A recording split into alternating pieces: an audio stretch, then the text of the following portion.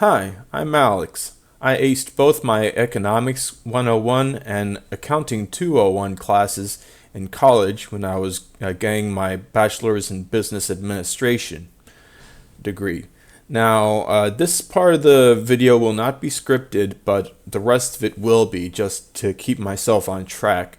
But basically, I want to explain how inflation works, how it really happens, like the real underpinnings of it, the economic underpinnings of it, and a solution to it besides the standard solutions of increasing federal interest rates and reducing spending, federal spending, or just government spending in general.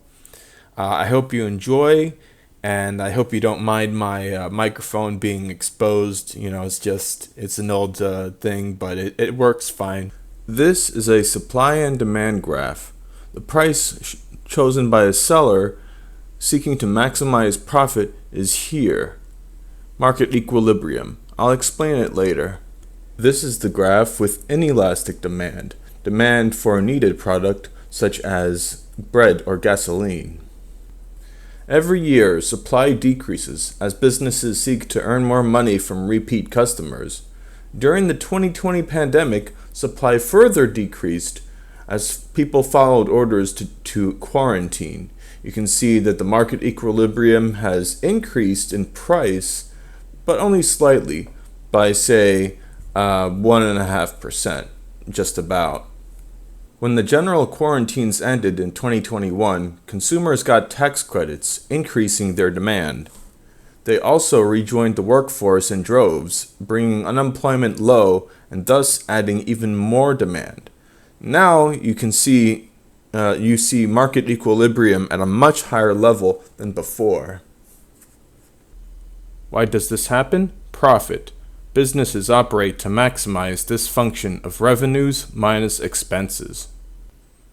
The problem with many products is that supply relies on costs of production. These costs are either relatively fixed, such as bakeries, or relatively variable, such as grains. Here is an example of a profit equation of bread. Now we have an increase in demand, but also an increase in the costs over the base quantity. Profit rises when higher sales are made, but these profits are not much higher, and the profit per product has fallen. Instead of increasing production at those higher rates, suppliers raise prices. Profits increase even more, so the higher price is chosen by the company. Investors, by getting these profits, are unharmed by the ensuing inflation. Do you know whose incomes don't catch up to inflation? Wage earners. Their income is a middle line, like any other cost. Businesses won't pay more unless they have to, so wages rarely and slightly increase over inflationary time. Now, I titled this part How to Solve Inflation and not How to Stop Inflation. The Federal Reserve Bank of the United States stops, or rather slows, inflation by raising the interest rates on money it has lent. The government also slows inflation by raising taxes. But these tactics slow economic growth and often result in recessions, a lot of job losses, for example, being a result. Instead, I say we should take advantage of inflation. First, let's start with the net financial position of the United States.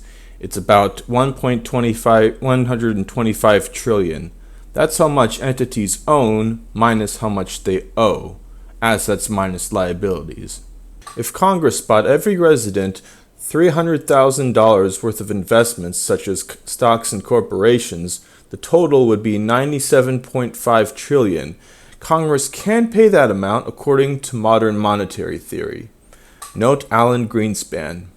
There's nothing to prevent the federal government from creating as much money as it wants and paying it to somebody. The question is, how do you set up a system which assures that the real assets are created, which those benefits are employed to purchase? The money would first go to businesses, enabling them to build more productive assets for us. Whatever inflation would still happen would flow into the cash accounts of investors. In this case, everyone would benefit. I call that the syndical stimulus, based on syndicalism, which is an ideology favoring workers directly owning capital. Feel free to share this knowledge and tell your congresspeople about this harmless way to advance our economy and benefit the working class.